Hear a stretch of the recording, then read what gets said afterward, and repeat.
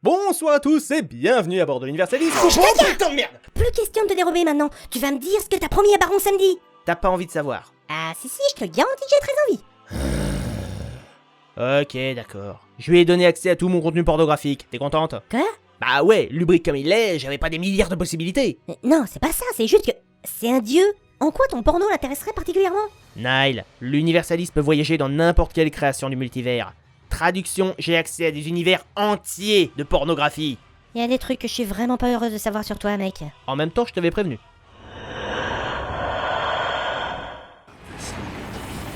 We're close.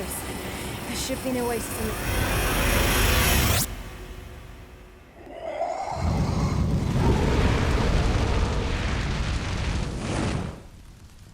Bonsoir à tous et...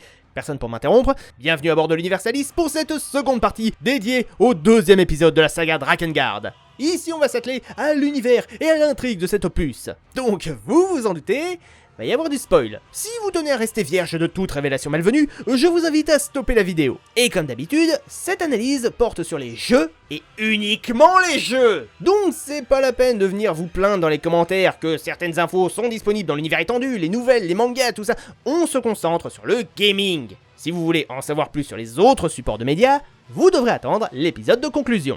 C'est bon? Ok, c'est parti. Certains vont sûrement se poser la question. Drakengard premier du nom nous offrait non pas une, mais 5 fins différentes. De fait, il faut savoir que cet épisode est une suite de la fin A, qui voyait les héros exorciser Mana pour la délivrer de l'influence des archanges. Et pour pallier au chaos, le dragon rouge Angelus choisit de devenir la nouvelle déesse, l'être qui porte le sceau ultime, empêchant les gros bébés nus qui volent de pénétrer dans le monde. Bon, premier problème, Drakengard 2 montre des images issues des autres fins, qui ne sont donc pas censées s'être produites dans cette ligne temporelle. Bref, pendant cette paix relative, l'évêque Verdelette a décidé de concevoir 5 sceaux supplémentaires ainsi qu'une guilde de chevaliers, l'ordre des sceaux, afin de veiller à leur préservation. Chaque district est sous la surveillance d'un gardien, mais réclame des sacrifices réguliers. Cependant, chaque défenseur est lié à une clé, un élément spécial de l'endroit. Si cet élément est détruit, son protecteur rend l'âme aussi sec. Et retenez bien cette info parce qu'on va y revenir. 3 années avant le début de l'intrigue, Verdelette, accompagné du chef de l'ordre Aurore, ont dû faire face à un terrible guerrier borgne qui a causé leur mort. Et c'est là que commence véritablement l'histoire, 18 ans après l'apocalypse. Le jeune Noé, orphelin recueilli et élevé par le dragon Legna, vient d'intégrer les rangs de la guilde, et y retrouve son ami Eris, qui a déjà atteint le grade de chevalier. Après un duel public contre le nouveau dirigeant, le général Gizmor, le héros reçoit les félicitations de Céré, désormais évêque de l'ordre. Mais on apprend que des monstres se sont attaqués au district du souffle vital. Ce dernier n'ayant plus de gardien, il est préférable d'intervenir.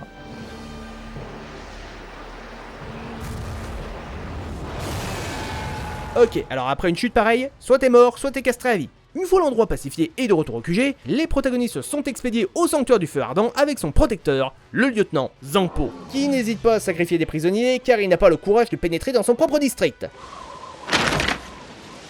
Ça commence bien. Mais c'est une certaine Mana qui se propose pour y entrer en première, engendrant un violent séisme qui pousse le gardien à se demander si c'était une bonne idée d'envoyer une mage inconnue dans un territoire qui contient sa faiblesse. Mana réussit à détruire l'hôtel, causant ainsi la mort de Zangpo. La jeune femme est capturée et condamnée au bûcher, mais parvient à s'enfuir. Si les héros commencent à la poursuivre, ils sont rappelés au QG par le général Gizmor. Noé le rejoint pour faire son rapport, mais c'était un piège! Gizmor avait en réalité l'intention de l'empoisonner, mais une lueur bleutée envahit Noé et il tranche un bras à Gizmor. Immédiatement, le gamin prend la fuite et est instantanément vu comme une cible à abattre par l'ensemble des chevaliers du château. Grâce à Legna, Noé parvient à fuir par la voie des cieux, et le dragon lui propose de retourner dans leur foyer. Ouais, alors perso, il y a un traître dans mes rangs, surveiller sa baraque des fois qu'il y remettrait les pieds, c'est probablement une des premières choses que je fais. Et bah c'est ce qui se passe. Le héros est pris en embuscade, notamment par Gizmor et Eris. Comprends pas. Gizmor était pas censé s'être fait couper un bras? Si. Ok, d'accord. Je suppose que les grands méchants les plus costauds de l'ordre sont présents, mais qui vont pas lever le petit doigt pour capturer Noé et laisser la piétaille se casser les dents dessus. Comment t'as deviné? Intuition féminine. Mais c'est alors qu'un passage secret s'ouvre, dévoilant Mana, qui l'incite à le suivre. I certainly didn't expect to see you here. Yes, what a coincidence. Maybe it's fate. Ou la conséquence d'un scénario très mal écrit. Bref, les deux s'enfuient, et Mana lui explique qu'elle compte s'en prendre au district de l'eau sacrée. Noé, perdu, choisit de la suivre afin d'en apprendre davantage. Ok, je sais qu'on est dans une logique shonen de base, mais enfin, elle t'a sauvé, mais à aucun moment elle t'a prouvé qu'il était en ton intérêt de détruire les sceaux. Une fois à l'hôtel aquatique, qui cause une sécheresse intense au village alentour, il tombe nez à nez avec Anch, la gardienne des lieux. Elle est affrontée et vaincue, ce qui permet à l'eau d'irriguer à nouveau la plaine. Hein? Une cinématique pour montrer le résultat de nos efforts? Non, y a pas le budget, je vous rappelle, contentez-vous d'un résumé. Il est désormais temps de s'envoler pour le district du Saint-Éclat. Mais avant cela, Mana souhaite s'arrêter dans une ville pour... Hein? Quoi? Quel homme recherché par l'ordre? C'est littéralement la première fois qu'on insinue que Noé serait pas le seul fugitif. I don't know who the deserter of the Knights of the Seal is, but I hear he's quite the fighter. Identité inconnue, il paraît... Ouais, t'es sûr qu'il existe vraiment ton Gugus? Leur quête les mène dans la cité de Corosia, pile dans les alentours du Saint-Éclat. Comme par hasard, où ils finissent par rencontrer leur déserteur. Il s'agit de Yorick, lui aussi ancien chevalier de l'ordre. Il leur annonce qu'un borgne sacrément coriace est dans la zone. Une déclaration qui a l'air de troubler Mana. Mais alors qu'il massacre tous les soldats sur leur chemin, voilà que surgit le fameux borgne, Kaim, amenant le groupe à fuir. Par chance, Yorick connaît Yara, le gardien des lieux, et permet à ses compagnons de déjouer ses illusions. Un sacré coup de bol que Mana ait décidé de partir à sa recherche avant de passer à ce district précisément. Bref, le Yara est vite remis à sa place, et il est maintenant temps de... Attends, comment ça, rassembler plus d'infos? Des infos sur quoi? Eh bien en fait, il y aurait un mec qui posséderait des détails sur les sanctuaires et qui serait traqué par l'ordre. Sauf qu'après avoir rallié l'endroit, personne. Strange. This is definitely the place. Maybe the informant was mistaken. Or maybe this is a trap. Soit le type s'est barré, tu l'as dit toi-même qu'il resterait pas indéfiniment, surtout si la guilde est à ses trousses. Now you've got it. Eris! Ou alors c'est toujours aussi mal écrit. Bref, après un énième piège qui n'a pas plus fonctionné que les autres, voilà qu'on apprend que les troupes ont été prises par surprise par Kaim. Bref, les protagonistes s'enfuient, encore. Sauf que cette fois, Eris parvient à troubler Noé en lui révélant le passé de Mana. Cette dernière finit par avouer et se désolidarise de l'équipe. Ce qui n'empêche pas Yorick d'inciter Noé à poursuivre leur tâche de dégommer les sceaux. Parce qu'après tout, c'est pas comme s'ils avaient mieux à foutre. Une fois dans le district du souffle vital, les héros tombent sur Kaim, avec Mana, qui massacre des soldats à la pelle. Il se débarrasse vite fait de la gamine pour affronter Yorick, et la blondinette se fait capturer par l'ennemi. What the fuck? Non, je déconne pas. La séquence qui suit est une des plus débiles et forcées que j'ai jamais vues dans un jeu. L'ordre parvient à kidnapper Mana, ok, why not, même si c'est étonnant que Noé ait pas pu s'interposer. On finit par trouver la caverne où s'est planqué le ravisseur, mais manque de bol, elle n'est plus là et est en train d'être embarquée sur un aéronef. Sauf qu'une fois sur place, on révèle que c'était un leurre et qu'en fait elle a déjà été emmenée dans un autre dirigeable. Plan sacrément bien monté, alors qu'il n'était absolument pas prévu que Kaim déboule au district avec Mana sous le bras. C'est à ce moment que revient Yorick, qui annonce que Kaim lui a échappé. Ok, je vais très certainement beaucoup gueuler pendant le chapitre sur les incohérences, donc pour l'instant, je vais économiser mes cordes vocales. Bref, Noé décide de partir sauver les miches de la blondasse. Mana! Shut your big mouth, Noé. You're attracting attention.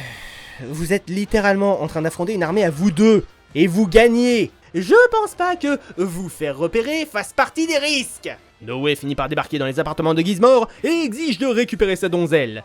Mais alors que l'ennemi est vaincu, il annonce que Mana mourra au 10e son de cloche, avant de fuir. Parce que ni Noé ni Yorick n'étaient foutus de le retenir. Retour ensuite au district du souffle vital, où nous sommes confrontés à la révélation que Yorick en est le gardien, qu'il avait déserté son poste et que c'est pour cette raison que l'ordre lui court après. Vu que Kaim est toujours présent, Yorick choisit de se sacrifier pour projeter le borgne dans le vide. Il est maintenant temps de s'attaquer à l'ultime saut, et coup de bol, Legna a justement reçu un message télépathique lui indiquant son emplacement. A message?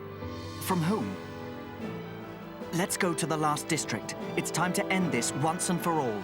Non, j'aimerais savoir qui a envoyé ce putain de message. Je vous rappelle qu'on s'est mangé piège sur piège. Ce serait bien que pour une fois, on évite de se jeter dedans tête baissée. Une fois dans le hall de la Tour du Temps Céleste, les héros sont accueillis par Gizmor, qui révèle sa nature de pactisan et se sert d'Eris comme bouclier, la blessant mortellement avant de s'enfuir. Encore, il est désormais l'heure du combat ultime avec Gizmor, et celui-ci, vaincu, détruit lui-même sa clé, contraignant le groupe à battre en retraite. Serré dévoile alors à l'équipe ce qui était dit dès l'introduction, donc pour la surprise vous repasserez, à savoir que les Sceaux avaient pour but de maintenir Angelus sur place, ce qui traumatise Mana.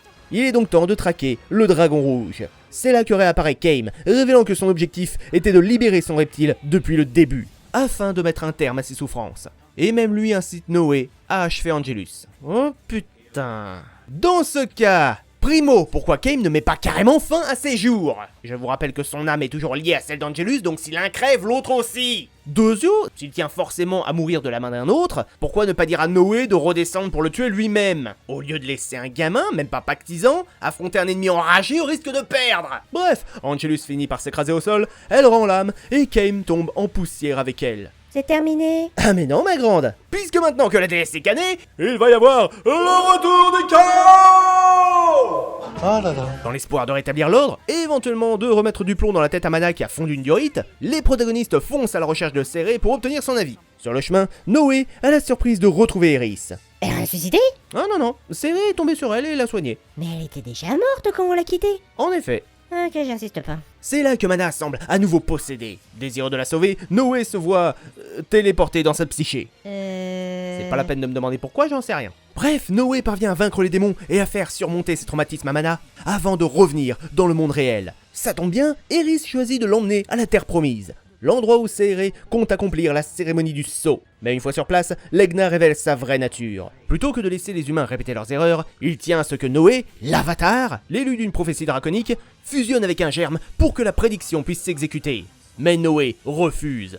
Legna pique une rage noire et réclame à ses frères d'entrer en guerre. Parallèlement, une armée de golems réunis par Céré leur fait face. Noé tente d'affronter son dragon, mais s'épuise rapidement, jusqu'à ce que Mana l'embrasse, dévoilant le pouvoir du Super Saiyan, de l'avatar, qui lui permet de voler et de déployer sa pleine puissance. Les deux s'opposent et Noé remporte la victoire. Suite à la mort de Legna, tous les autres reptiles disparaissent. Pourquoi ils disparaissent? Chut, j'ai presque fini! Et Eris devient la nouvelle déesse qui protégera le monde du chaos, en restant seule jusqu'à la fin de ses jours. C'est ainsi que s'achève Drakengard 2. Et tu parles pas des autres dérivations? Oh merde, j'avais zappé. Bon, globalement, on revient à la séquence précédente, sauf que cette fois, Noé choisit de suivre Legna dans son projet. Le jeune homme tente de pénétrer dans le germe, mais on est violemment repoussé. La sphère se précipite sur Eris, pourquoi elle, j'en ai aucune idée, qui est sauvée de justesse par Mana. Celle-ci est absorbée et devient à nouveau le pantin des archanges. Une entité démoniaque qu'il faut affronter et éradiquer. Un nouvel ordre est alors forgé, composé de guerriers chevauchant des dragons, partant à l'assaut des grands méchants pour un conflit à l'issue incertaine. Ceci était la fin B. Ouais, un peu léger quand même.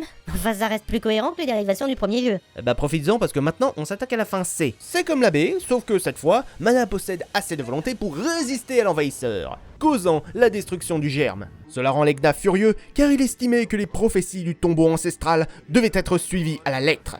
Et devant le refus de Noé de se plier à ses exigences, il déclare la guerre à l'humanité. Pour le reste, c'est exactement la même chose que pour la fin A. Baiser, Super Saiyan, combat contre Legna. La seule différence, c'est que, quand Noé revient sur Terre, on apprend que tous les dragons ont disparu, que le monde n'a plus besoin de déesses, et que les homo sapiens sont libres de faire ce qu'ils veulent. Attends, pourquoi est-ce que d'un coup il n'y a plus besoin de déesse?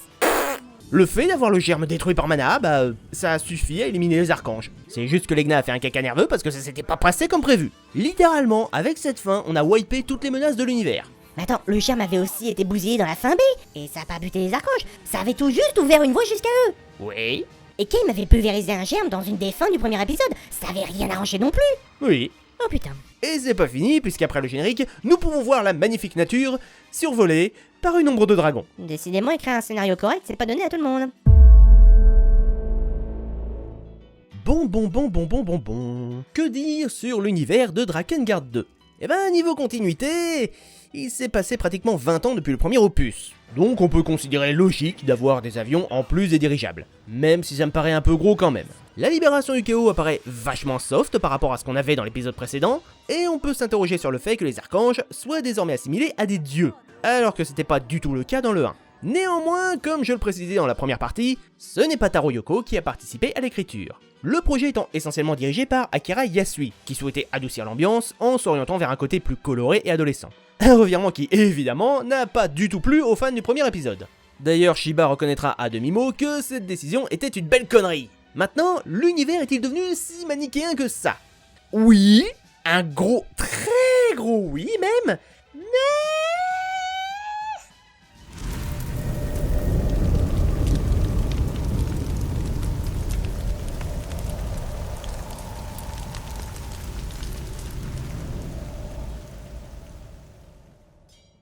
Ok, nous suivons un ordre qui avait pour objectif de protéger le monde, qui s'est révélé totalement corrompu et a développé une haine pour les anciens représentants de l'Empire au point de les sacrifier sans aucun état d'âme. Pas cool, mais vu ce que certains ont pu subir à cause d'eux, c'est compréhensible. Et c'est d'autant plus cruel si on garde en mémoire que la plupart des soldats aux yeux rouges avaient été soumis à la volonté des archanges. Du coup, c'est encore plus injuste, on est en train de punir des gens qui ont été forcés à se battre. En même temps, on suit Mana, l'antagoniste du précédent épisode, qui essaie à nouveau de détruire les sceaux. T'as pas retenu la leçon, ma grande. Et c'est vrai que la corruption, ça peut toucher n'importe qui. En 20 ans, il y a pu se passer pas mal de choses, donc c'est assez logique. Ouais, sauf que l'ordre s'est pas corrompu en 20 ans. Comment ça? Rappelons que des civils affirmaient que la guilde était bien plus efficace et appréciable du temps d'Aurore. Sauf que Aurore, le père adoptif de Noé, n'a été remplacé par Gizmor que depuis 3 ans. Ah ouais, là ça fait un peu rapide quand même. Et du coup, l'ordre est détesté, ou tout du moins craint par la majorité de la population. Sauf que dans le temps, tous les personnages voient leur karma affiché au fer rouge sur la gueule. Rien qu'avec les premières expressions, tu peux déterminer qui va être sympa et qui sera un trou du cul. Non, sans deck, que ceux qui n'ont pas considéré Gizmor comme un ennemi dès son premier dialogue se dénoncent. D'ailleurs, la guilde des sceaux, parlons-en un peu. Qu'elle soit soumise au fanatisme, je peux l'accepter. Ça peut justifier qu'Eris refuse tout argument contraire tant qu'on ne lui a pas collé la preuve sous les yeux. Malgré tout, chaque soldat possède sa propre personnalité. Certains sont stupides, et d'autres terrifiés au point d'aider leur ennemi. Ça veut pas dire que ça déborde d'opinions divergentes, mais au moins quand je croise des gens qui ne sont pas de la vie générale, j'y crois davantage que dans l'épisode 1.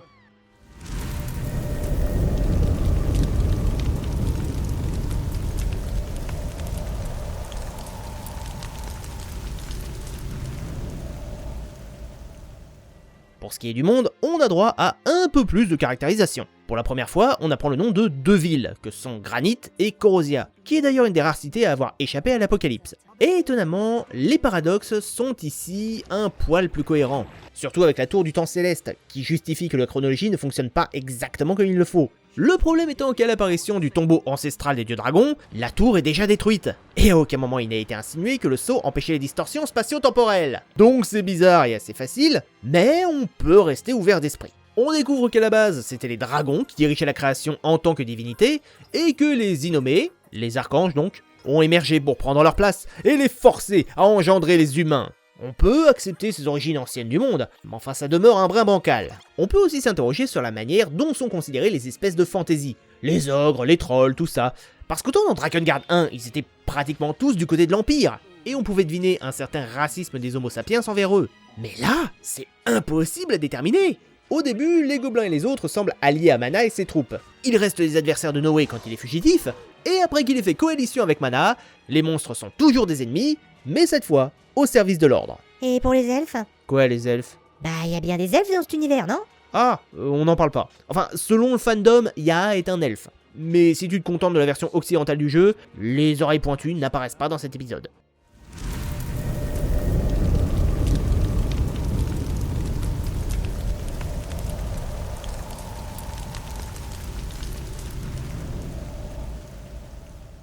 L'univers essaye de s'étendre, mais sur des fondations qui ne sont pas stables et peuvent s'écrouler au moindre mouvement un peu brusque. Quant au manichéisme, il est surtout critiquable, car il ne respecte pas la continuité avec l'opus précédent. Si on avait dû considérer l'épisode en solo, sans se préoccuper de son grand frère, ben ça aurait pas été si gênant que ça. Mais majoritairement, ce qu'on peut reprocher à l'intrigue, c'est son écriture. On va passer sur les facilités scénaristiques qui sont plus que légion, et surtout, ces parpaings d'exposition, putain! C'est à croire que les gars avaient tellement pas la possibilité de tout caser dans un jeu de plusieurs heures, qu'ils ont décidé d'implanter les biographies au forceps pour qu'on y comprenne quelque chose. Mais bon, je pense qu'il est temps de s'atteler à une partie un tantinet moins fun.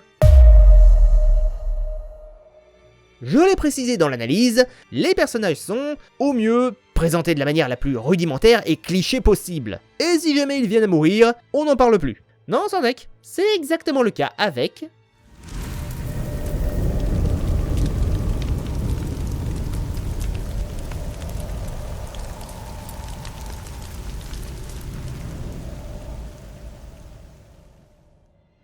Que dire sur Kaim et Angelus, le fameux couple héroïque de l'opus précédent? Eh bah, pas grand chose. Depuis le dernier épisode, Kaim a perdu un œil. Me demandez pas comment ni pourquoi, c'est jamais précisé nulle part. Il est en contact télépathique avec Angelus, ce qui n'a toujours pas conduit la production à lui accorder un doubleur, mais bon. On peut s'interroger sur pourquoi un meurtrier psychopathe habité par une furie sanguinaire consentirait à protéger quelqu'un, mais on peut imaginer que le Gugus s'est un peu assagi avec les années, même si j'y crois moyen. Et le fait qu'il veuille mourir? Pareil, c'est pas invraisemblable qu'au fil des ans, il ait développé des raisons de souhaiter en finir, sans parler de la douleur partagée entre les pactisans. Peut-être que ressentir continuellement la souffrance d'Angelus l'a conduit à évoluer. C'est pas inenvisageable. Et c'est tout. Franchement, j'ai rien de plus à dire. Le seul point notable, c'est qu'Angelus reproche à Verdelette de l'avoir trahi, comme si elle avait été forcée à subir le saut. Sauf qu'elle était volontaire en fait. C'est probablement un contre-coup de sa folie. Ou juste que les scénaristes ont oublié un des sujets essentiels de l'intrigue qu'ils étaient censés suivre. Ce qui, je vous avoue, ne m'étonnerait pas des masses.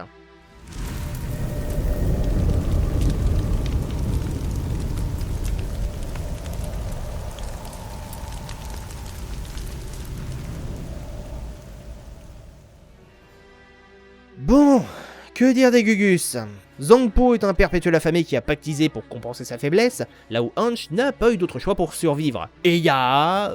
probablement par ambition, mais ça reste flou. Et je vous le rappelle, un pacte s'accompagne d'un handicap pour l'humain, le sacrifice de ce qui est pour lui la chose la plus importante. Alors autant que le goinfre paume le sens du goût, j'accepte. Que l'enfant joyeuse et lumineuse soit privé de son éclat, totalement. Par contre, perdre la laideur, tu vas te faire foutre! Mais en dehors de ça, les antagonistes ne sont pas intéressants. Ils sont méchants, fainéants, sadiques ou juste narcissiques, et n'ont aucun espoir ni droit à une rédemption. Ils sont là pour être des obstacles, et une fois celui-ci franchi, on les balance à la corbeille pour ne plus en entendre parler. Et je trouve ça franchement regrettable. Je suis persuadé que si on leur avait offert un chouïa plus de caractérisation, ça aurait pu donner des putains de bons persos. Mais alors en termes de manichéisme, je crois qu'aucun n'arrive à la cheville de...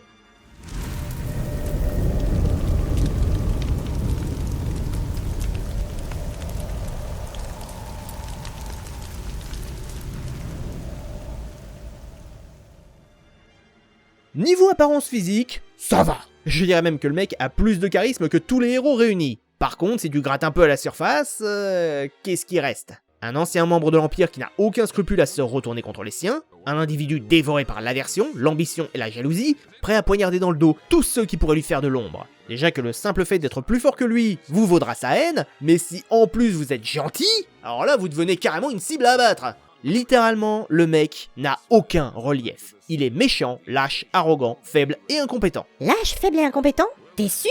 Ah mais complètement! Le gars essaye systématiquement d'agresser Noé en laissant d'abord ses troupes le fragiliser, puis quand il commence à perdre du terrain, il s'enfuit en se planquant derrière ses soldats. Sérieux, vous avez compté le nombre de fois où on l'affronte?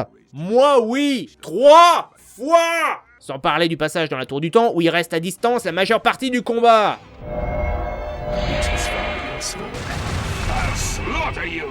Ah ouais, donc il en est parfaitement conscient en plus. Et niveau gameplay, votre magie ne peut pas l'atteindre. Le seul moyen de lui infliger des dégâts, c'est d'attendre qu'il débarque sur votre plateforme pour l'enchaîner. Littéralement, le mec ne vous ferait pas cette fleur, ce serait game over obligatoire. Donc en plus, il est con! Profitons-en pour nous pencher sur sa faiblesse.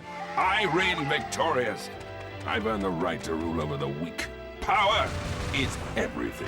Sauf que non en fait. Tu n'as pas la force d'affronter Noé au corps à corps, tu t'es fait défoncer la rondelle par un ado qui n'a même pas pactisé pour augmenter sa puissance, et t'es contraint de rester à distance pour pas te faire écharper! Moi j'appelle ça un faible. Et pour ce qui est de son incompétence... So, it only took 3 traitors to bring the knights to their knees. Pathetic. Je confirme. Néanmoins, c'est toi qui gérais l'ordre, depuis seulement 3 ans. 3 années pendant lesquelles tu as écrasé les citoyens sous de lourdes taxes et rendu tes sbires aussi fanatiques qu'inefficaces. Donc on peut légitimement considérer que c'est de ta faute. Et petite question, c'est quoi la créature de son pacte? J'en ai aucune idée. Selon le fandom, il se serait allié avec une ombre, et ça lui aurait coûté tout son corps. Alors ça peut justifier que le gars perde un bras qui va repousser sans que personne ne fasse la moindre remarque, mais pas qu'il puisse avoir l'air humain tant qu'il a son armure. Et histoire d'avoir une bonne transition avant d'attaquer les gentils...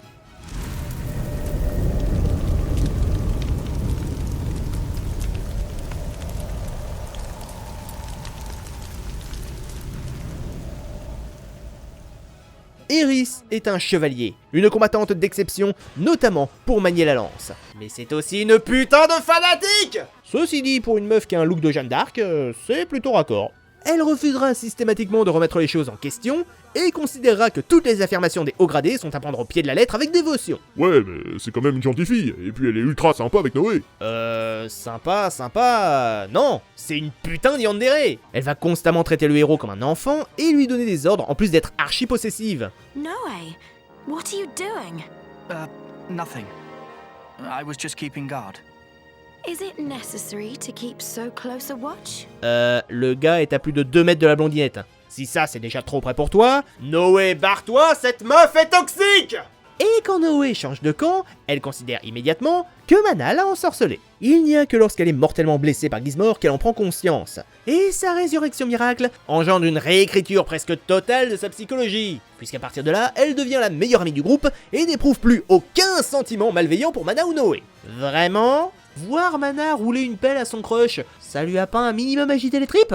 Au final, la meuf finit soit en déesse des sauts, soit en putain de guerrière dragon. Un sort est plus enviable que l'autre, certes, mais reconnaissez qu'elle est systématiquement iconisée. Je rappelle qu'elle a œuvré pour un ordre fanatique et totalitaire, et qu'elle a elle-même participé, sans sourciller, à la mise à mort d'un condamné. Du coup, qui nous dit qu'elle n'a pas déjà causé la souffrance et l'élimination d'un grand nombre d'innocents? Désolé, mais pour moi, il y a des limites à ce qu'on peut pardonner. Et pour ce qui est de son statut de déesse, ça sortait pas un peu de nulle part? Non, si on reste ouvert d'esprit, ça peut être logique. Le jeu affirme qu'une nouvelle déesse potentielle vient au monde à la mort de la précédente. Furiae est décédée 18 ans plus tôt, et si on se fie au wiki fandom, Eris est âgée de 18 ans. Donc si on accepte cette règle, ça colle. Ça fait un peu justification sortie du chapeau, et que c'est pour ça qu'il fallait la blanchir un brin histoire de rester manichéen. Le point sur lequel on peut tiquer en revanche, c'est cette phrase, qui sous-entend que toutes les déesses sont animées par une grande détermination. J'ai côtoyé Furiae, je vous rappelle. Donc laissez-moi vous affirmer que si c'est une caractéristique du rôle, la rouquine incestueuse n'était pas déterminée.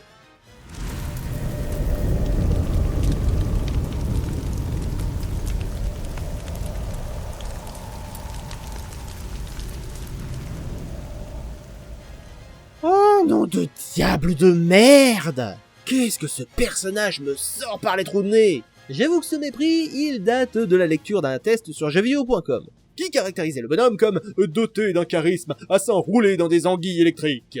Pour moi, c'est juste un chanteur de J-pop qui a voulu faire passer une coupure de rasoir pour une balafre de combat. En dehors de ça, c'est un gentil petit plaisantin, qui joue régulièrement de son charme, le tout pour cacher une histoire tragique. À savoir qu'il bataillait aux côtés d'Aurore, mais que par lâcheté devant Kaim, il a préféré fuir et pactiser avec la mort. C'est d'ailleurs un des points les plus marquants de sa personnalité. Il ne supporte plus d'être en vie et espère que quelqu'un mettra un terme à son existence, ce qui le rend particulièrement incohérent. Pour l'exemple, lorsque Mana est capturé, Yorick affronte Kaim dans le sanctuaire du souffle vital, et il finit par revenir plus tard en affirmant que Kaim s'est enfui. Pardon? Vous voulez parler du psychopathe qui fonce toujours tête baissée, quels que soient les risques, y compris face à une mort certaine, et qui persiste à larder les Maccabées pour combler sa furie sanguinaire? Et il aurait fui parce que l'ennemi est immortel? C'est juste une manière de cacher qu'en réalité, c'est Yorick qui a mis les voiles, et qu'il a menti pour conserver un minimum d'honneur. Parce que si vous faites gaffe, c'est pas la première fois que le gars saute sur le premier prétexte pour éviter le fight. Alors qu'il soit traumatisé et ait toujours peur de mourir malgré son pacte, c'est pas problématique. Ça l'est en revanche davantage, venant d'un perso qui passe son temps à réclamer de bouffer les pissenlits par la racine. Bien. Alors maintenant, avant de nous attarder sur Mana, je vous propose de nous occuper du cas de son jumeau.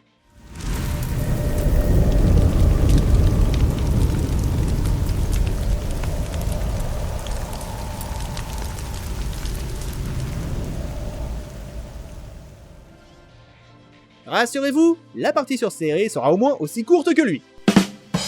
Oh ça va, j'étais obligé de la faire celle-là.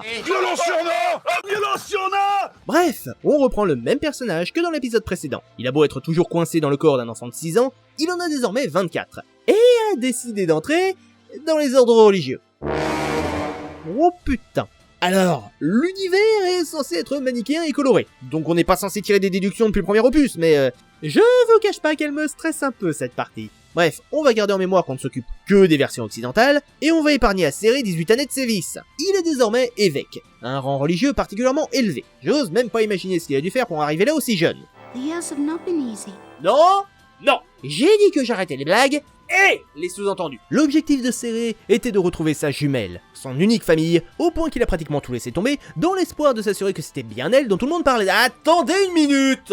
When I heard that you were the prisoner, my heart stopped.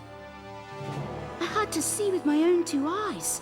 vérifier la rumeur? Vous voulez dire que depuis tout le temps où Noé et Mana se sont fait poursuivre, Cere n'a jamais tenté d'intervenir en apprenant que non seulement Mana mais également Noé était sur la liste des ennemis publics? Ne serait-ce que d'en entendre une rumeur. Vous pensez pas qu'il aurait dû demander des comptes à Gizmore depuis un bail? Moi, je suis plutôt gênée par le fait que Cere appelle Noé dès le début le sauveur. Tout l'ordre est au courant et pourtant personne n'a jamais aucune info là-dessus. C'est vrai. Cere colle ses torioles sur la tronche du héros sans aucun argument. Alors pourquoi le sauveur? Eh ben, on n'en sait rien. Et Cere n'en sait pas plus que les autres. Il précise bien que les seuls renseignements qu'il a pu ligoter, il les a trouvés dans des bouquins. Donc pourquoi cette affirmation? Eh bien pour dire aux joueurs que dans cet opus, il va incarner le héros, celui qui va sauver le monde. Sauf que la conséquence, c'est le problème inverse du premier titre. Là où la légende du Chevalier du Temps sortait quasiment de nulle part, pour Noé c'est le contraire. On le considère comme le saint ultime, mais on n'a aucune idée de pourquoi ni comment. Surtout que ce titre de sauveur, il aurait été plus logique qu'il lui soit confié par Legna, qui connaît tout des prophéties et œuvre de manière à ce que ça se déroule comme prévu. Bref, on a fait le tour du gamin, passons à la blondasse.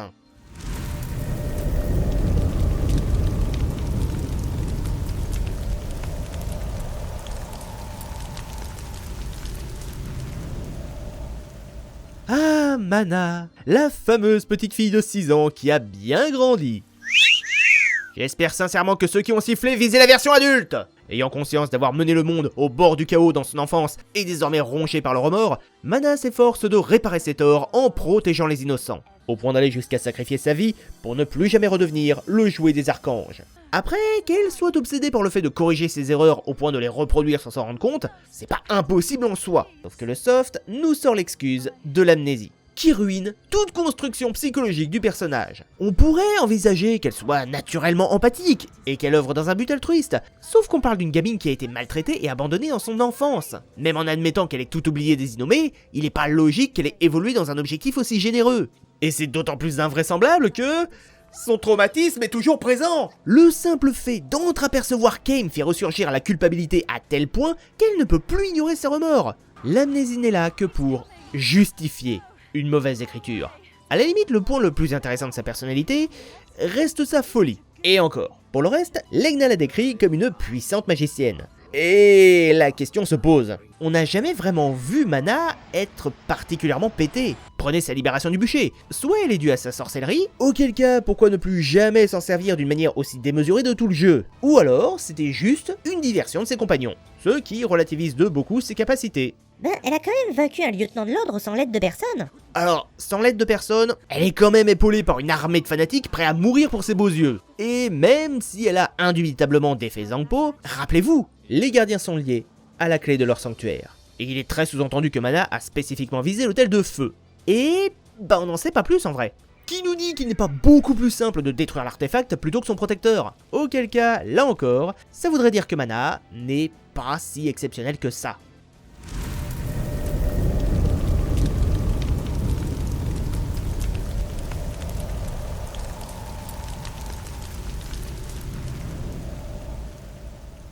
Legna n'est autre que le dragon noir croisé dans l'épisode précédent. Eh oui, celui qui a pactisé avec Inward et qui ne prononce jamais un traître mot de toute l'aventure. Et bien en fait, quand Kame a abandonné le cadavre de sa sœur aux mains du musicien, celui-ci l'a fait fusionner avec un germe de la résurrection, ce qui a permis la naissance de Noé que Legna aurait adopté. On va dire ok, même s'il faut être vachement ouvert d'esprit quand on considère ce que la deuxième fin montrait avec les mélanges entre humains et germes. Mais du coup, il est devenu quoi, Inward? Parce qu'il est toujours lié au dragon noir. Oui, mais rappelle-toi que les créatures peuvent briser leur pacte quand bon leur semble. Exact. Et c'est probablement la solution la plus logique. Legna aurait rompu toute connexion avec le barde et l'aurait abandonné à son sort pour partir avec le gamin. Toujours est-il que Legna est un reptile désormais non pactisant. Et Inward, vous êtes libre d'imaginer ce qui lui est arrivé. Mais le fait qu'il soit le dragon noir, est-ce que c'est pas un Deus Ex Machina de plus? Parce que jusqu'à présent, je suis désolé, mais Legna était bleu, pas noir. C'est vrai, mais tu oublies que l'évolution des reptiles est liée au scénario. Ici, on nous explique que les lézards possèdent une forme de mémoire génétique qui leur permet de s'adapter en fonction de leur environnement. C'est pour cette raison que Angelus pouvait adopter une allure chaotique presque intégralement ténébreuse. Dans une situation inverse, si le dragon noir s'est exilé dans un coin tranquille pour y élever Noé, il aurait donc pu perdre sa force et sa noirceur. En dehors de ça, Legna est très arrogant. Il méprise l'humanité, et pas qu'un peu, et incite régulièrement Noé à faire fi de toute empathie pour se concentrer sur sa mission. Cette arrogance, elle n'est que la partie émergée de l'iceberg. Le fait que Legna a pour unique ambition de ramener son peuple à un statut divin, quitte à causer la fin des Homo sapiens au passage. Raison pour laquelle, lorsque les choses ne se passent pas comme prévu, il entre dans une rage monstre. Mais dans le même temps, Legna n'est pas un cœur de pierre. Noé est juste le seul à bénéficier de son empathie. Qu'il lui ait dévoilé son nom en est une preuve. Il considère le héros comme son fils, n'hésite pas à le suivre lorsqu'il fuit l'ordre, il s'inquiète de sa santé, et même s'il le sermonne régulièrement, c'est pour l'inciter à aller de l'avant. Et malgré toutes les critiques que le dragon peut vomir pendant le combat final, j'ai personnellement eu la sensation que le cœur n'y était pas, que l'affrontement devait avoir lieu, et que si Legna avait davantage fouillé dans ses émotions plutôt qu'à se borner aux saintes écritures, on aurait pu arriver à la paix. Mais malgré ses défauts, Legna est probablement le seul protagoniste à proposer des remarques véritablement intelligentes, voire inspirantes. Bon après ça n'empêche pas de sortir aussi de grosses conneries. Néanmoins, et je finirai là pour Legna, dans l'épisode précédent, le dragon noir œuvrait pour les archanges. Du coup, pourquoi est-ce qu'il essaie de les buter ? On peut arguer que dans la dérivation C, les reptiles se rebellaient face au mensonge de Mana. On peut également supposer qu'ils aient pu être manipulés par les innommés. Sauf que d'une part, Angelus affirmait que les dragons noirs c'était pas des good guys. Ensuite, si je peux accepter que des humains comme Inward aient pu être corrompus, j'ai beaucoup plus de mal à accepter l'idée qu'on ait pu faire subir le même sort aux reptiles. Et enfin, selon Drakengard 2, dragons et archanges sont censés être des ennemis héréditaires. Donc la simple idée qu'il y ait eu une trêve entre les deux camps me semble incohérente. À moins qu'ils aient été blousés. Rappelle-toi la raison pour laquelle Mana est tuée par les dragons. C'est parce que ceux-ci n'étaient plus amusés par ses mensonges. Donc si ça se trouve, elle les a juste convaincus de bosser pour elle, et c'est quand ils ont compris qu'elle œuvrait pour les archanges, qu'ils ont retourné leur veste. Là encore, j'y crois pas. Primo, parce que de la part d'anciennes divinités qui ont mené tout un tas de projets et de prophéties afin de récupérer leur trône, c'est assez peu crédible qu'ils soient pas foutus de reconnaître leur némésis. Secondo, je vous rappelle que leur grande prêtresse chante constamment leur louange à tue-tête.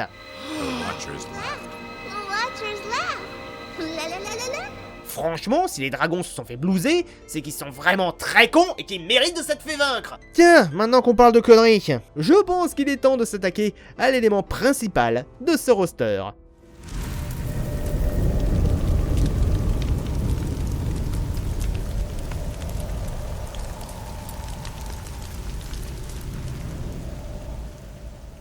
On va se mettre d'accord tout de suite. Si vous avez de l'admiration pour Noé, je vous préviens d'avance que je vais le démonter façon puzzle avant de bazarder la moitié des pièces. Le gamin a été conçu sur le prototype ultime du héros de JRPG, dépourvu de la moindre once de saveur. Oui, il est très gentil, très moral, il a beaucoup d'empathie pour le reste du monde, à tel point qu'il s'efforce régulièrement de calmer ses ennemis pour éviter un carnage, et refuse d'appartenir à des régimes malfaisants. Donc en soi, le Noé est plutôt à considérer comme un bon gars. Tellement un bon gars que même son désir de vengeance c'est le minimum syndical. Non sérieusement, entre le moment où il apprend la responsabilité de Kaim dans la mort d'Aurore et le décès du Borgne, est-ce que vous avez eu l'impression que Noé était sur le point de perdre son sang-froid pour foncer tête baissée sur le précédent héros? Non, parce que ça ne servait pas l'histoire. Ouais, globalement, le côté empathique et candide du personnage, il est surtout là pour faciliter les errements du script. Vous voulez une preuve? La révélation du passé de Mana. Quand Eris dévoile l'implication de la blondasse, pourquoi Noé le prend aussi mal? C'est pas comme s'il avait perdu des proches à cause du cataclysme, il est né après. Il n'a pas été bouleversé par l'événement, et n'a même pas été élevé dans le traumatisme. Donc logiquement, vu son empathie, et surtout vu l'amour qu'il développe pour Mana, il devrait être un des premiers à se contrefoutre des reproches et à sortir l'excuse du « Le passé, c'est le passé ». Pire encore, qu'il dise « Je refuse d'y croire ». Pourquoi refuser d'y croire quand tu as un putain d'argument pour contrer l'accusation? Mana avait 6 ans au moment des faits! Et c'est là le principal point qui me fait hurler avec Noé. C'est que sa candeur est très, même trop, souvent confondue avec de la stupidité. Ah non mais je vous jure, il y avait des passages j'étais en train de me facepalm tellement le gars enchaînait connerie sur connerie. Mais alors pour certains, c'est limite insultant pour les joueurs. So the stories are true. The price of your pact was time stolen from you. No shit, Sherlock! C'est clair qu'un évêque de 6 ans, qui a suffisamment de jugeote et de mémoire pour se souvenir de trucs qui existaient avant ta naissance, il y a des milliards d'autres possibilités! When a district key is destroyed, the Guardian Lieutenant is destroyed along with it. And then the Knights of the Seal lose control of the district. Are the districts that important to the Knights? Oula, il est très con, lui.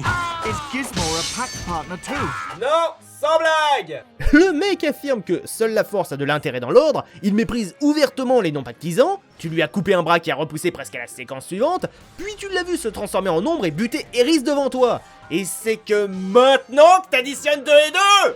Mais ce qui m'a vraiment fait m'arracher les cheveux, c'est la scène du poison. Vous remarquerez que si, étonnamment, Gizmore ne tente pas d'enfoncer Noé pour lui bousiller sa réputation, le héros ne tente pas, du tout, de se justifier.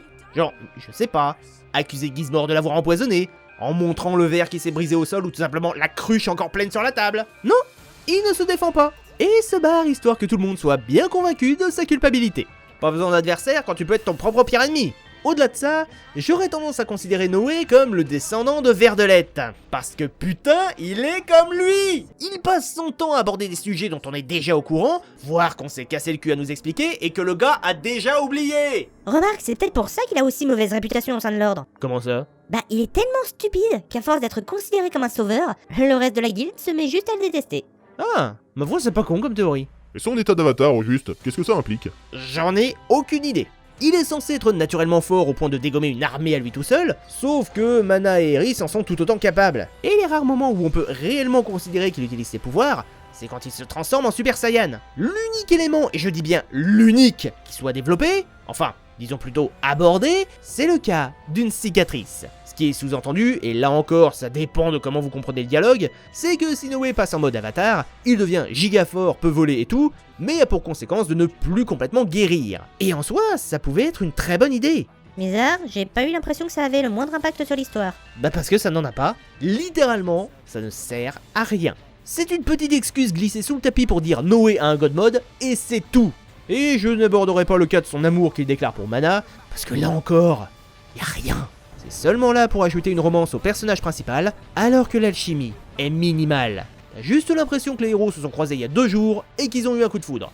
C'est basique et inintéressant. Bien, je pense qu'on va pouvoir maintenant passer à la partie croustillante.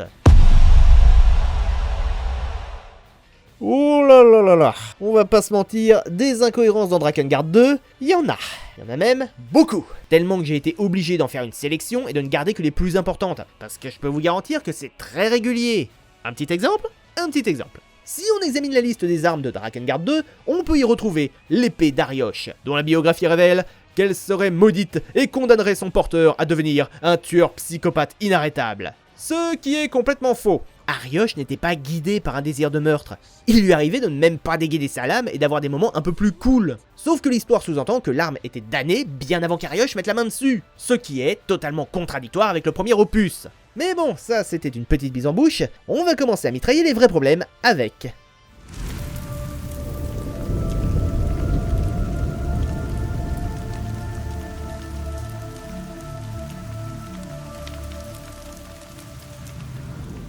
Résumons, pour retenir Angelus au bastion de la déesse, il faut garder 5 sauts actifs. Ok, ils sont beaucoup plus fragiles que ceux du premier opus, et nécessitent d'être liés à un lieutenant de l'ordre. La conséquence étant qu'ils peuvent être brisés assez facilement, entraînant automatiquement la mort du pactisan et de sa créature. Raison pour laquelle l'ordre des sceaux forme des troupes, afin de défendre les différents districts. Quand on arrive au sanctuaire du souffle vital, Noé, qui je le rappelle connaît la guilde depuis minimum 3 ans et a subi un apprentissage avec Eris, révèle qu'il a intégré une classe militaire censée protéger les lieux, mais que jamais personne ne lui a expliqué en quoi ça consistait. I didn't know. Well, it's not surprising. It's an old story. I don't know all the details myself. C'est littéralement le but de l'existence de l'ordre. D'où qu'on n'enseignerait pas aux recrues l'objectif de l'armée pour laquelle elles se sont engagées. Ensuite... Pourquoi la guilde ne remplace pas les gardiens? Bah si c'était aussi simple, ils auraient pu recréer les sauts dans Drakengard 1, et du coup la menace n'aurait plus posé autant de problèmes. Je suis pas d'accord. Pour ce qu'on en sait, les sauts du premier épisode avaient l'air actifs depuis des siècles, voire des millénaires. Et la seule chose qui changeait de temps à autre, c'était la déesse. Donc si ça se trouve, ça faisait tellement longtemps qu'ils avaient été créés, qu'on ignorait comment les remettre en place. Pourtant, Verdelette a eu aucun problème à reforger le sceau sur Angelus. Ouais, le sceau de la déesse. Celui qui est reconstitué à chaque nouvelle génération. Donc on peut supposer que celui-là, on sait encore le faire. A l'inverse, les districts et leurs gardiens sont très récents, vu qu'ils n'ont pas la même fonction et ont besoin de sacrifices réguliers pour fonctionner. Du coup, je pige pas pourquoi l'ordre ne met pas en place des remplaçants, surtout quand on connaît les ressources humaines dont il dispose. Et histoire d'enfoncer le clou, ce nouveau système est débile. Les premiers sauts étaient une aide pour la déesse, des barrières supplémentaires. Sauf que là, à quoi ils servent? À retenir Angelus en captivité. Déjà que le dragon rouge doit subir la douleur ultime jusqu'à la fin de ses jours, elle a en plus été capturée et contrainte à demeurer entre 4 murs pour le restant de l'éternité, condamnant ainsi le monde à s'attirer la haine d'une lézarde, en plus de devoir sacrifier continuellement des innocents pour être sûr qu'elle ne bougerait pas. Alors, d'une part, si c'était pour infliger ça à la déesse pour l'empêcher de fuir ou de se suicider, pourquoi ne pas avoir imposé le rôle à Mana? Ah oui, pardon, parce que maintenant la fonction de déesse est prédéterminée, ce qui est en totale contradiction avec le fait qu'Angelus en soit devenu une, mais bon. Ensuite, pourquoi?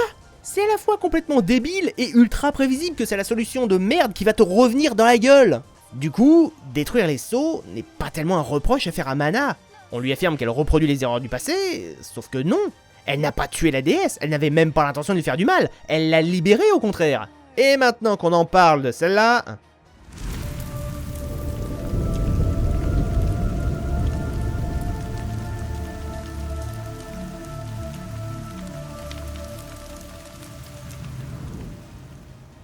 Pourquoi personne ne connaît Mana et son histoire? Je vous rappelle que Kaim, Angelus et Verdelette avaient l'intention de lui pourrir sa réputation pour que plus personne ne lui fasse jamais confiance.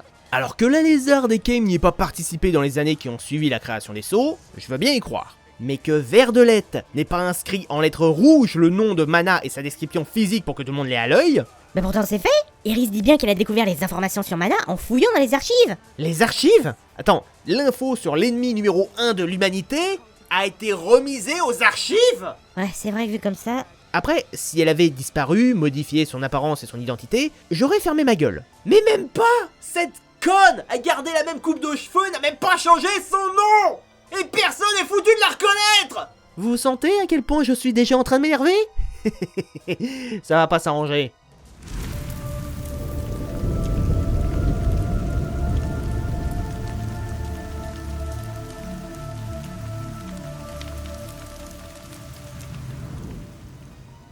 Là encore, je pourrais me contenter de gueuler à la mauvaise écriture et à la facilité scénaristique, et clairement ce serait un argument suffisant pour s'arrêter là. Alors, qu'est-ce qui ne va pas avec l'ordre des sceaux?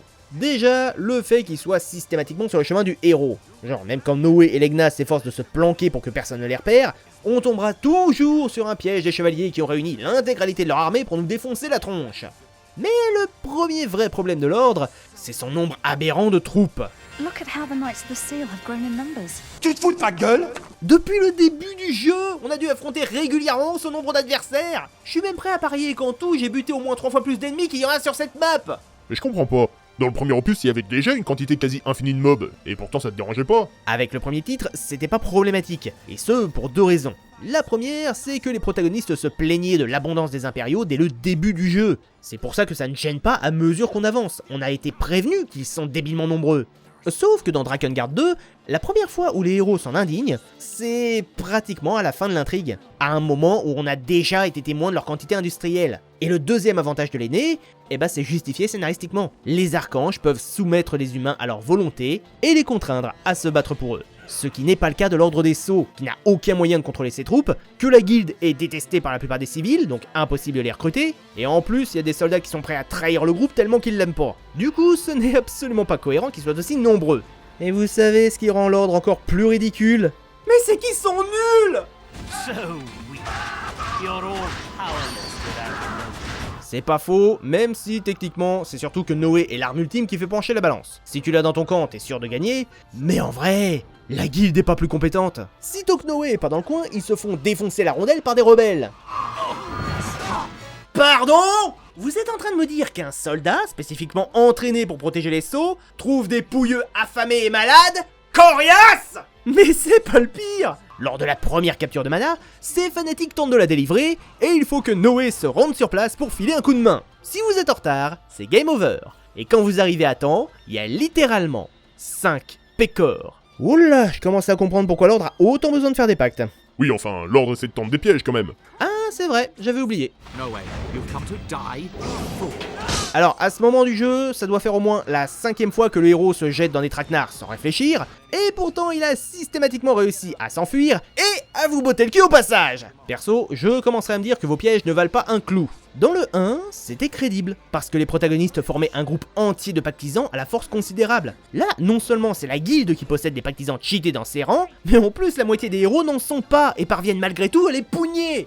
Et pour finir, leurs pièges n'ont aucune stratégie. Déjà entre chaque combat, l'ordre a l'air d'avoir oublié que Noé est complètement overpété, mais comme si ça suffisait pas, il persiste à attaquer, par vague. Si encore il y avait eu une nouvelle arme, un nouveau style d'ennemi, on aurait pu comprendre qu'il soit désabusé et d'être à nouveau dépassé, sauf que c'est même pas le cas. C'est littéralement, on continue à échouer sans rien changer, dans l'espoir que ça finisse miraculeusement par marcher. La folie, c'est refaire sans arrêt exactement la même connerie qu'on répète sans arrêt, mais en espérant que ça change. Voilà ce qu'est la folie. Alors oui, à un moment, ils emploient bien des monstres, qu'ils envoient après qu'on leur ait refait le portrait, mais bordel, qu'est-ce qu'ils peuvent être cons! Et je suggère que l'on s'attaque au point qui m'a fait hurler de rage pendant les enregistrements.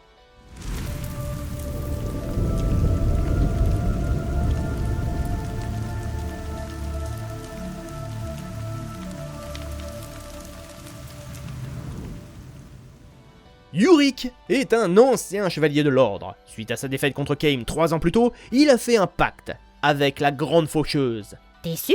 Parce que dans l'épisode précédent, il y avait des ennemis en forme de faucheuse. Du coup, je pensais que c'était avec un de ces trucs qui s'était lié. C'est vrai, sauf que le jeu nous dit bien que ce n'est pas le cas. Yurick le dit clairement, il a pactisé avec la mort, pas avec un simple spectre. Alors, on va se mettre d'accord tout de suite. Le principe du pacte de Yurick, ainsi que sa faiblesse, sont complètement débiles. Primo, un pacte est le mélange de deux âmes. Si l'un crève, l'autre également, et il est impossible de rompre un pacte. Ce qui était déjà foutu en l'air par le premier jeu, mais bon, passons. Ça sous-entend donc que la Grande Faucheuse elle-même a soudé son esprit à celui d'un simple humain. On peut imaginer n'importe quoi, mais enfin faut pas déconner non plus. Deuxièmement, le handicap. L'humain souffre d'une conséquence pour le reste de son existence. Et Yurick, son désagrément, c'est de ne plus pouvoir clamser. Ce qui en soi n'est pas incohérent s'il est lié à la faucheuse elle-même. Une entité éternelle. Bah oui, si jamais la mort meurt, bah plus personne ne pourra jamais passer l'arme à gauche.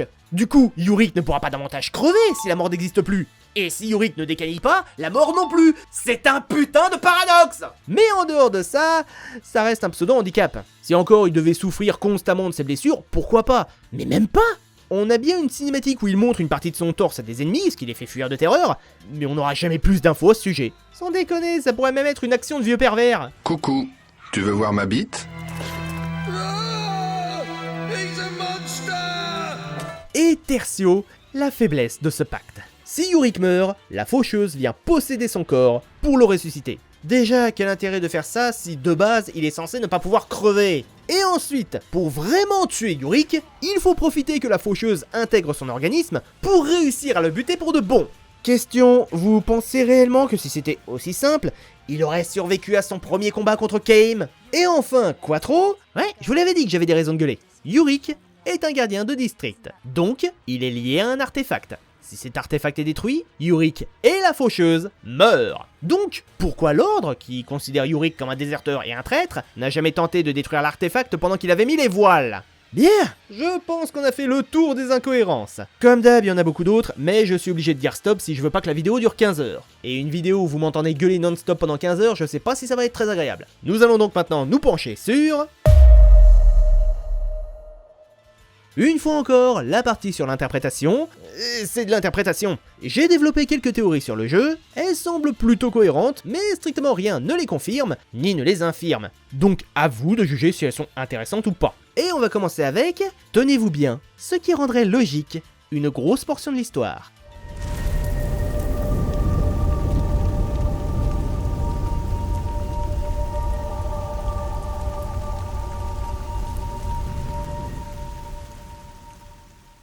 On s'en est rendu compte, l'usage des sceaux pour immobiliser Angelus est débile. C'est genre un des pires moves que Verdelette pouvait faire. C'est pourquoi j'ai une double théorie. Et si les sceaux avaient vraiment pour objectif de sauver le monde? Nous l'avons compris, une déesse doit être une élue du destin. Et Angelus n'était ni humaine, ni prédestinée. Pourtant, elle a accédé à ce rôle. Ma première supposition, c'est la folie du dragon rouge. Dans le jeu, on est amené à penser qu'elle a perdu l'esprit au cours de sa captivité. Mais, et si elle avait vrillé bien avant? Et si le fait de ne pas être prédéterminé à porter le sceau avait détruit sa raison?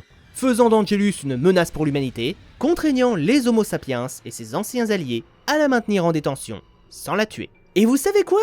J'ai une autre hypothèse. Et si elle se révélait être vraie, ça pourrait encore plus remettre en question le manichéisme du soft. Là encore, Angelus n'a pas été désigné par le destin pour devenir la déesse. Imaginez qu'à cause de ça, le sceau soit devenu un poison, qu'il se soit mis à ronger la santé de la dragonne à petit feu et aurait fini par la tuer. Maintenant, imaginez que les sceaux des districts et leurs innombrables sacrifices aient été créés non pas pour entraver Angelus, mais pour la garder en vie, pour conserver la barrière vers le chaos intacte, tout en évitant à de simples humaines de subir un tel châtiment. Dans ce cas-là, Mana aurait eu d'autant plus de raisons de se sentir coupable, parce qu'elle aurait une fois de plus indirectement tué une déesse et déchaîné l'apocalypse sur le monde. Bien, on va maintenant passer à une nouvelle théorie qui, là, je préfère vous prévenir, risque de mettre certaines personnes mal à l'aise.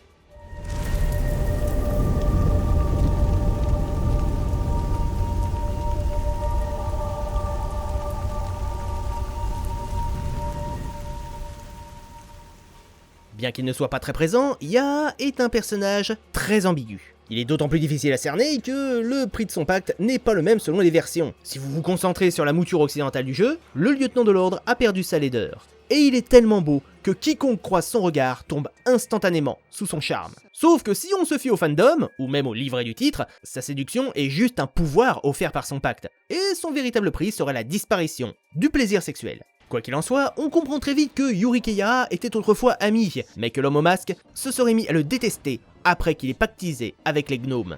Alors que Yurik a lui aussi fait un pacte, ce qui pourrait être une sacrée hypocrisie de la part de notre incohérence ambulante. Ou de la mauvaise écriture. Aussi. Mais, et si ce n'était pas le cas? Et si il y avait plus? Puisque Yaa aborde le sujet d'un passé où il éprouvait davantage qu'une simple amitié pour Yurik. Sur le point de mourir, il avouera avoir perdu son éclat intérieur depuis longtemps, mais que revoir son compagnon a été un bonheur pour lui. Ce que l'homme au masque ponctuera en précisant qu'ils auraient pu rester amis si Yaa n'avait pas conclu ce pacte. Ma théorie, c'est que grâce à son exceptionnelle beauté, Yaa est parvenu à charmer Yurik. Peut-être même à le forcer à avoir des relations sexuelles. Cet acte aurait détruit l'affection entre les deux camarades et poussé Yaa vers le côté sombre de l'ordre, ne révélant ses regrets qu'au moment de rendre son dernier soupir. De son côté, Yurik, honteux, aurait gardé le secret et prétendu que ce serait l'ambition dévorante de Yaa qui aurait eu raison de leur amitié. Ou alors ça n'a rien à voir et c'est juste que Yaa était un connard arrogant qui a fait fuir son meilleur pote à cause de ses rêves de puissance. C'est moins glauque comme réflexion, je l'admets. Ouais, on peut pas vraiment dire que Drakengard 2 était particulièrement mirobolant. D'un point de vue technique, il ne fait même pas l'effort de corriger les défauts de son prédécesseur. Et niveau scénario et univers, je sais pas comment, mais ils ont réussi à faire pire. Oui, j'avais des reproches à faire au premier Drakengard, mais pas tant que ça. Je suis désolé, mais là, ça vaut 6 sur 20, pas plus. Et combiné à la note du gameplay, bah, ça mérite pas mieux que 8 sur 20. Drakengard 2 est un jeu qui alterne entre le bof et le nul. Et vu que d'un point de vue canonique, c'est le seul soft qui n'aura aucun impact sur le reste de la saga, je serais tenté de vous exhorter à ne pas y toucher. Bien, je pense avoir dit tout ce que j'avais à dire sur Drakengard 2. De fait, je vous invite à me reprocher pour le prochain épisode, qui sera dédié à la suite. Sur ce, Non, pas encore. Ouais, ça a l'air un peu plus grave cette fois. Ok, je m'en charge. Occupe-toi de conclure et viens m'aider. Ça marche. Sur ce, j'espère que la vidéo vous a plu, je vous souhaite une excellente soirée, et à bientôt à bord de l'Universalis.